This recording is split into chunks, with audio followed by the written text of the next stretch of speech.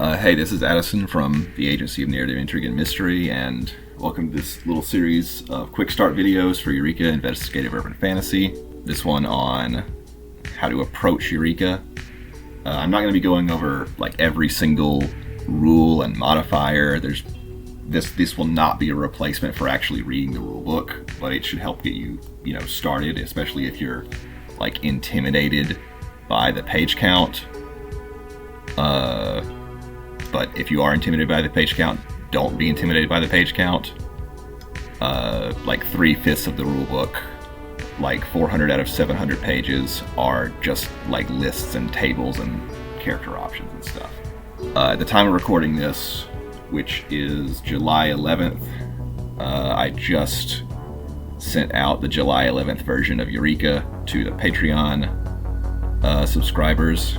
And that is the that is the PDF I'm using right now, the most up-to-date up to July 11th. In case anyone was not aware, at the time of recording this also, Eureka is still in like beta stage, where it's fully playable, but not all of it is like copy edited.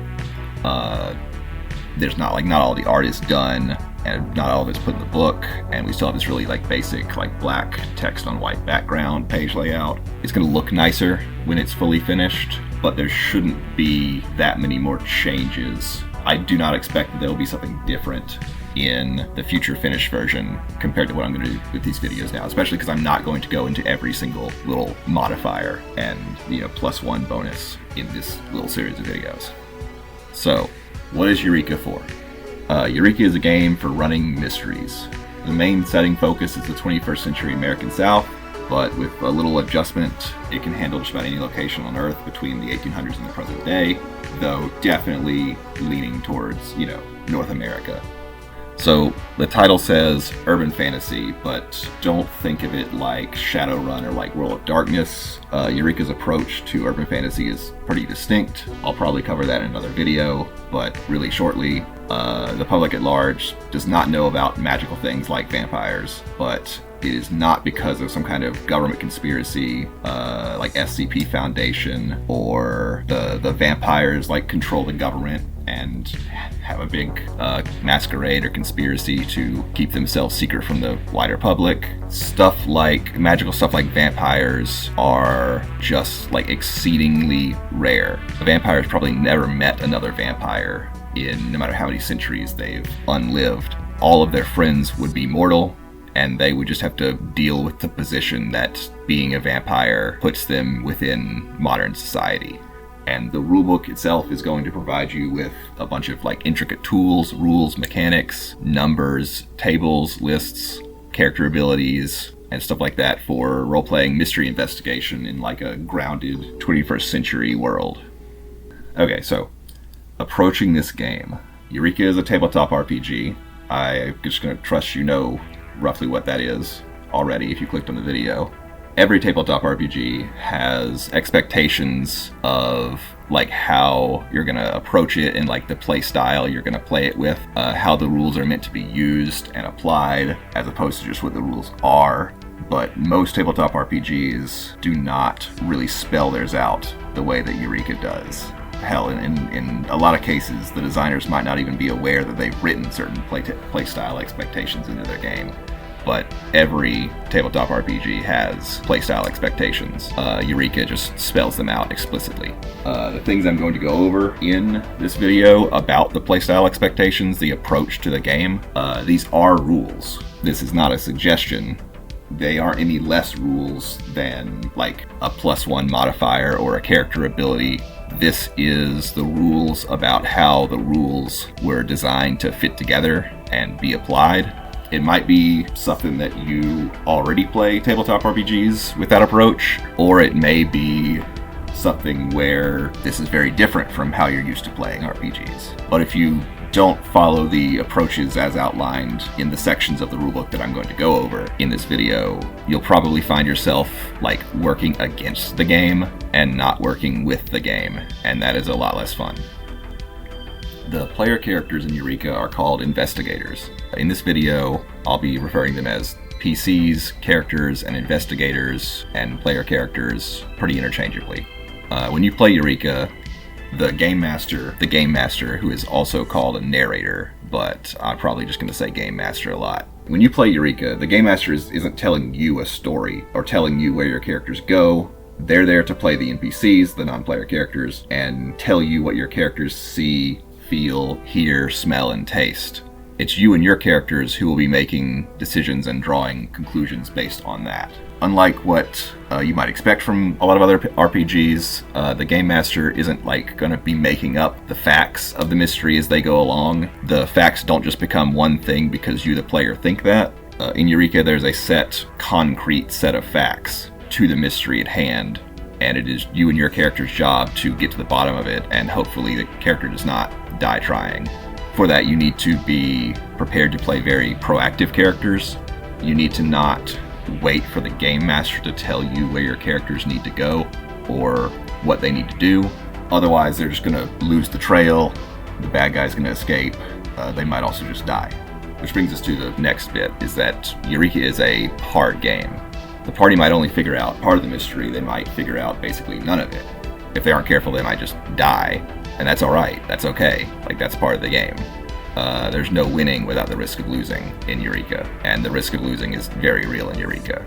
I'll get to that more in the game mastering video, but like I said, the game master is not going to be telling you a story, and it isn't their job to make sure the story keeps going no matter what mistakes the party makes.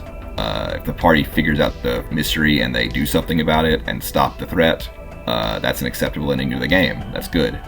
If they don't figure it out, that is also an acceptable ending to the game. That is fun. A lot of the best stories, particularly mystery stories, leave you guessing on some stuff. If the party all dies, that's also an acceptable ending. The point is not necessarily to win. The point is to try to win and have fun while you're trying to win, because you won't always win. Because Eureka is the type of RPG you might call a challenge game. It's a very old type of RPG. It's challenging, a very traditional type of RPG. It's challenging to both player and character. The gameplay is about the characters trying to overcome challenges, and the players are trying to build characters that can overcome those challenges and have enough understanding of the rules to play them accordingly. And either one of those can fail.